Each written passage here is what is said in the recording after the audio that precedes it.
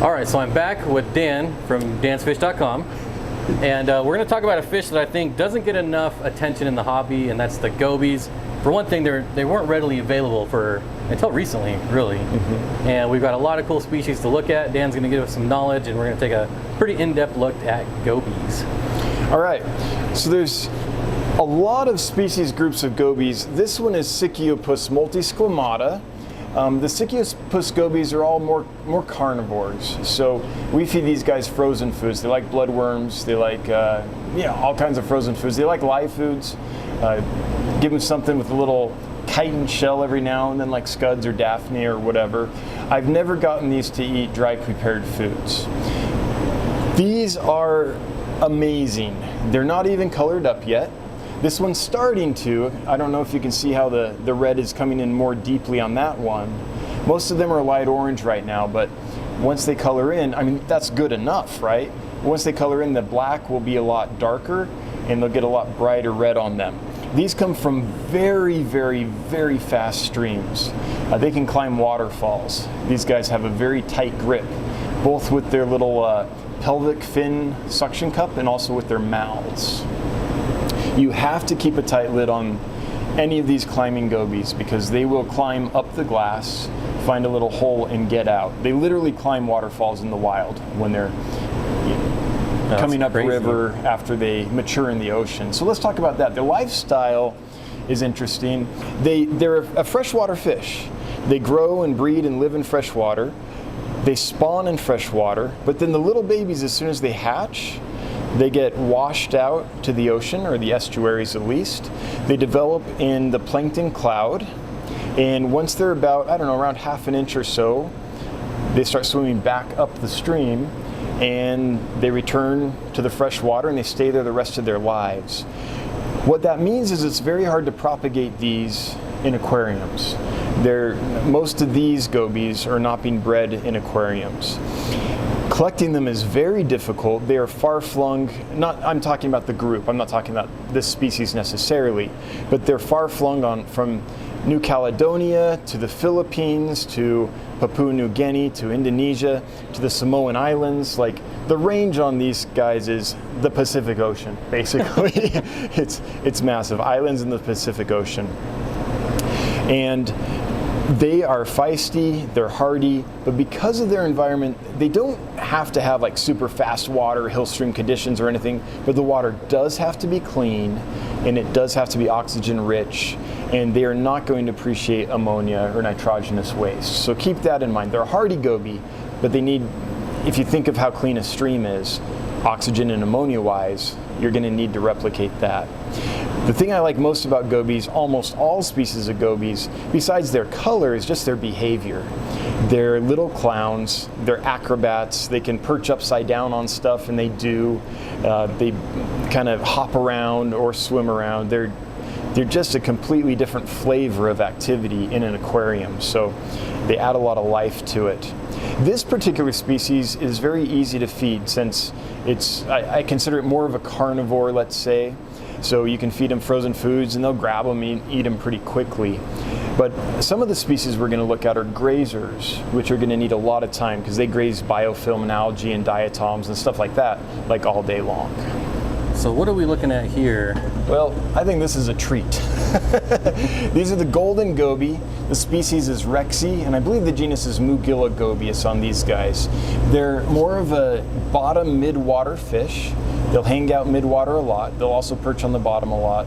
And they're easy to feed on frozen and live foods. They're not going to take prepared foods quite yet, but I think they will with time because they've started to munch on flakes and pellets and things like that. So they don't get too big. They're a bright yellow color, and they have black, I guess you'd say, highlights. Black patterns that come in when the males are feeling feisty down on the lower jaw, and they get a black pattern on the dorsal fin that reminds me of an empire gudgeon, and black down on the pelvic fins. And we're looking at these right after food was dropped in, so they're very fat right now. What would you do for tank mates for these guys? For these, I would go with something that's more sedate. I wouldn't go with something on these that's very active. Like the sailfin tetras. Like the sailfin tetras would be awesome.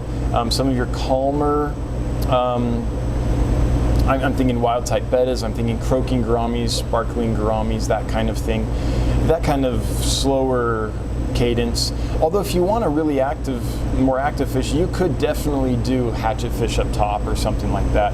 I think that some of your like Aplochilus kirschmeyeri, which is a mid-sized top-dwelling killifish, would do fine with them. But I think they would get out competed by really fast, food-aggressive fish. So do you think they would do or tolerate Corydoras or Aspidoras? I think Aspidoras might be a bit much for them just because they're so active, but I think Corys would be fine. Some of the smaller species? Yeah, especially in a tank with like hardscape and things like that in it. They would perch up on that. Here we just have them over the sand. Yeah, and again, they kind of get washed out in the substrate, but they do look amazing. They're a bright yellow, bright gold color. With the blacks on the fins just really stand out. Yeah, you can kind of see it on some of them coming out right now, yeah. All right, so it looks like we got a little bit bigger species here. Yeah, these guys are a couple of inches. This is a Stiphodon, so these are a grazer. We're selling these as the orange fin Stiphodon. If you look, you can kind of see why they're getting the orange in, and that's what they were sold to us as. But they also look a lot like Stiphodon ornatus, so we're not exactly positive which species they are.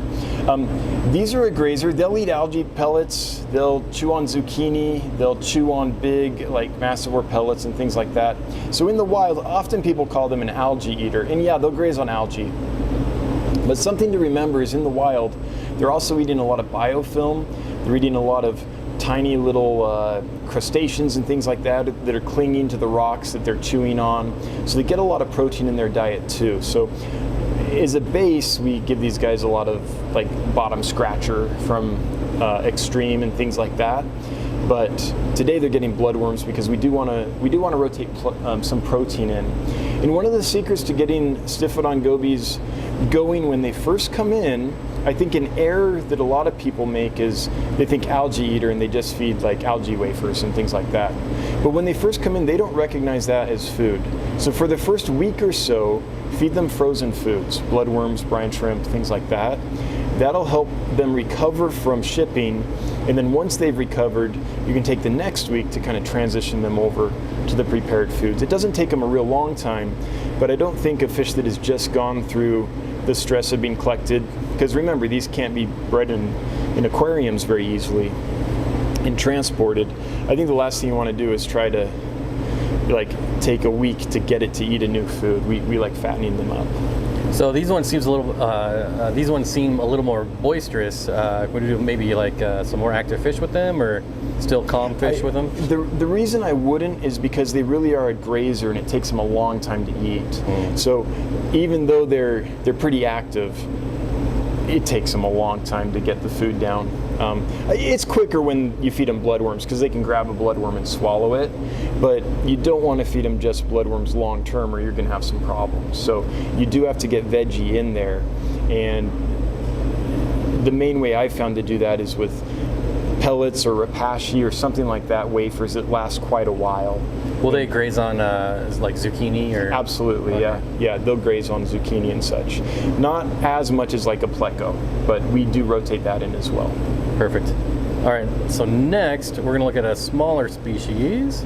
All right, so what do we got here? So this is small, but it's a gem. This is Stiphodon anniae. It's got to be one of the most colorful of the gobies for sure. They get bright red mixed with blues. You can see this guy right here. He's disappearing under the rim there, but you can see the blue coming in on the face and the bright red across the body. Even the ones that aren't fully fired up, it's hard to see on camera because they're such a small fish. These are maybe an inch and they're very kind of thin fish. Is this full grown? They'll get a tiny bit bigger, but this is about it, yes. It's a small fish, so with the camera it doesn't pick it up, but with your naked eye you can see all these intricate like lacy red patterns and dots and stuff on the body and fins. Yeah, when they're off the substrate, holy smokes. Yeah, so he's the dominant male. You can tell his face is black, he's fired up, and he's feeling good. He's like, where's the ladies, basically. On these guys, it's the same thing. They're gonna wanna graze on stuff, so they need a long time with the food. If you have an old mature tank with a lot of hardscape in it and stuff like that, then between feedings, they're probably gonna get plenty of food. They're gonna graze on all that biofilm and algae and stuff. So I would recommend a mature tank for any of the grazing type fish, any of the grazing type gobies, like any of the stiphodons and things like that. But this is another one that, believe it or not, when they first come in, a live baby brine shrimp and bloodworms is what kind of gets them through the first few days as they settle in, because they will eat that. And then we can get them healthy enough and kind of fat enough and accustomed enough that we can transition them to the pellets and more standard prepared foods. So at this point, they're eating standard prepared foods as well. Now, is the fast-flowing, highly oxygenated water, is that kind of a standard for all gobies, whether they're all the grazers gobies that are Stiphodons, Sichiopus, or Sichiopterus. Okay. Those are all gobies that live in really fast-flowing streams and climb through like waterfalls and things like that to get to their spawning grounds and where they live long term. Yeah. So that means the flow is not that important, but the water quality is. Yeah. And oxygen. And you know, I've tested this. I don't have it going here, but I've tested tanks where I had areas of high flow and areas of low flow and stuff. They did not seem to show a preference. They weren't like some plecos or hillstream loaches which seek the flow and stay there. So I don't think they care if the water's moving super fast or not, as long as they're getting fed. But it needs to be clean, it needs to be mature so that you aren't getting a bunch of ammonia and stuff, and it needs to be well oxygenated for sure. All right, now the next ones we're going to look at are some of my favorite. All right, what do you think about these, Bob? I want to buy some of these. So this is a Rhinocobius species. Rhinocobius, I'm going to butcher it, but I think it's Jurinus is how you say it. We call them the bar cheek goby, it's easier. Don't worry, they're not bloated, they just gorge themselves on food. This is a carnivorous goby. It is not a grazer, so this is one that can eat its food pretty fast, and you could keep with fish that are a little quicker to the food. These guys, once they know where the food comes in, as soon as you lift the top, they're there waiting for it. And these will eat prepared foods. These are eating flakes, they're eating pellets. They'll graze on, we can put in like a big Hikari Massivore Delight pellet and they'll gather around and tear it apart. They're not picky at all. Today they got bloodworms, which is why they're so darn fat, just because they won't stop. What I like about them is the dorsal and anal fin. I don't know if you can see the guy back there, but they're just long and elegant. Yeah, and especially when they flare. Mm-hmm. And the colors are anything from lemon yellow to bright orange. And this guy, you can tell he's feeling dominant because see how much darker his face is? And this guy as well. That's how you know when they're feeling like they're in charge, feeling good about life. So these do like quite a bit of hardscape.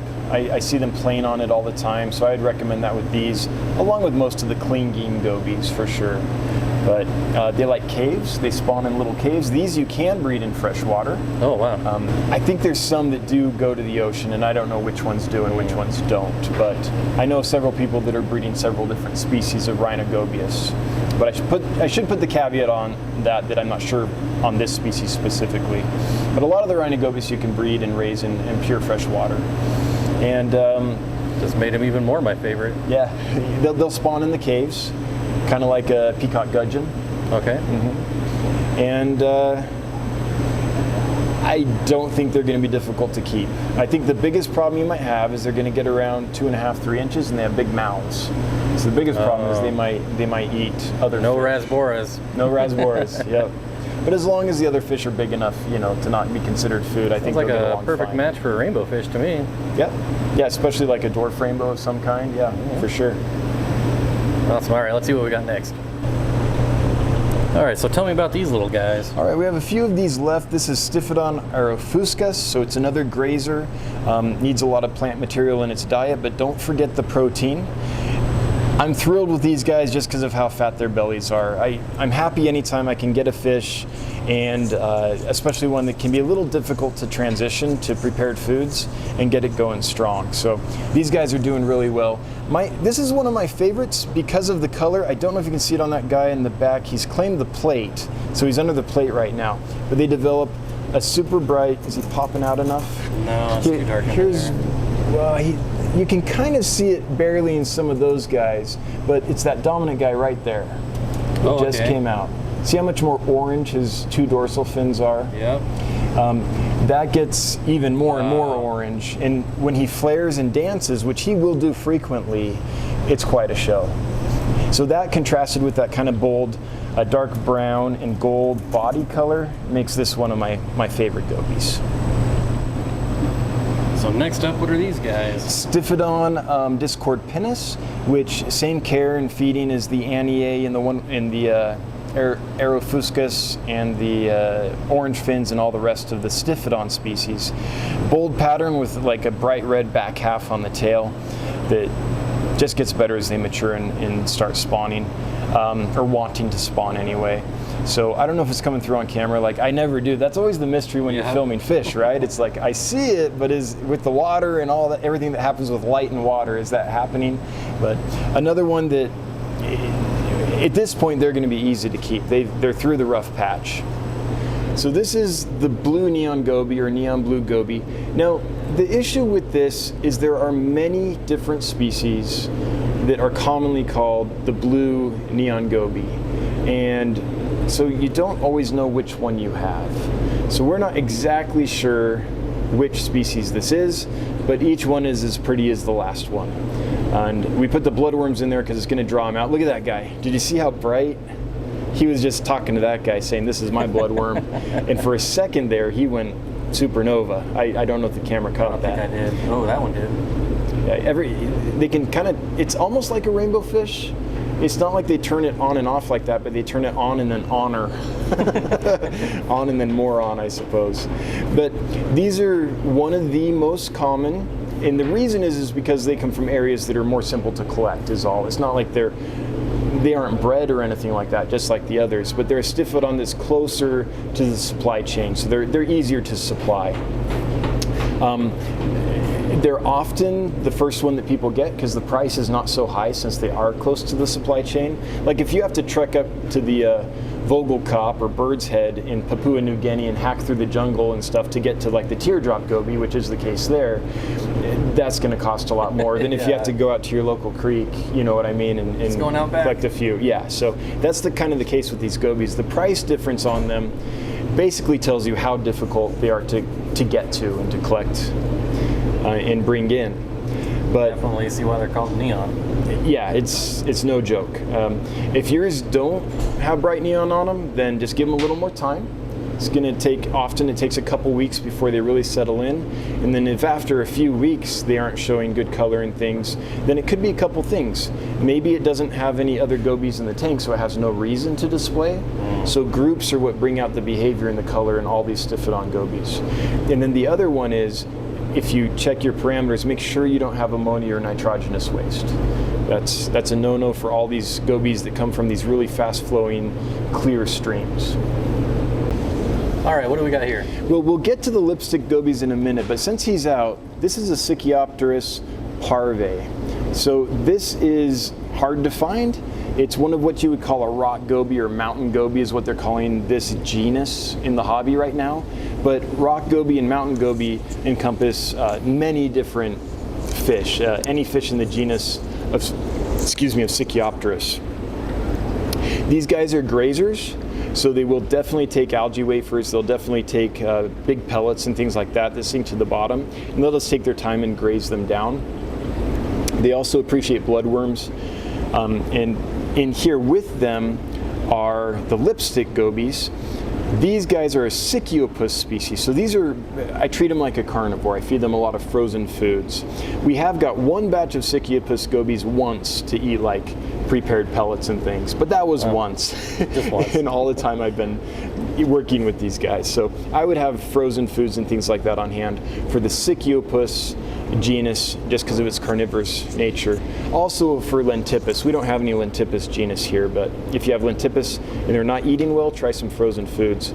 But these guys get bright orange on the back half of the body. This guy right here is really showing it. Oh yeah. Hopefully he swims and we can see it from the side, but even from down here you can see it. And then they're called the lipstick because if you look at the lip, you'll see just a little bit of the orange highlighting along the lip. Like a hairline lipstick is how I would put it. So this is what I like to see. Big bellies, no one's emaciated, they're ready to go. Just out of curiosity, what do we got going on here? Oh yeah, so Mandy, our fish happiness officer, is always experimenting, trying to find ways to make the fish more comfortable or give them more things to check out, but that are also easy for us to maintain since we have a pretty scaled up warehouse to keep up here. So she takes trash bags and shreds them and ties them to tubes. And that way it's kind of like a spawning mop, but without the, you know how in a spawning mop there's a lot of gunk that collects because there's so much surface area and filaments and stuff? This is like a cleaner spawning mop. So something we do here at Dan's Fish is, as soon as this tank is sold out and is empty, we will sterilize this tank. We'll put a bunch of hydrogen peroxide in it, sterilize it before we bring in the next batch, because if these guys are carrying something that they're immune to but that would affect another batch of fish, we don't want to have that problem. And so we try to keep things in the tanks that are super easy to sterilize and to work with. All right, so that's going to do it for gobies for now. Thank you, Dan, for the knowledge. And if you want any of these, you can get them at dansfish.com. Hey, thanks for having me. If they're available. Yeah, if they're still around. If they haven't sold out, better hurry.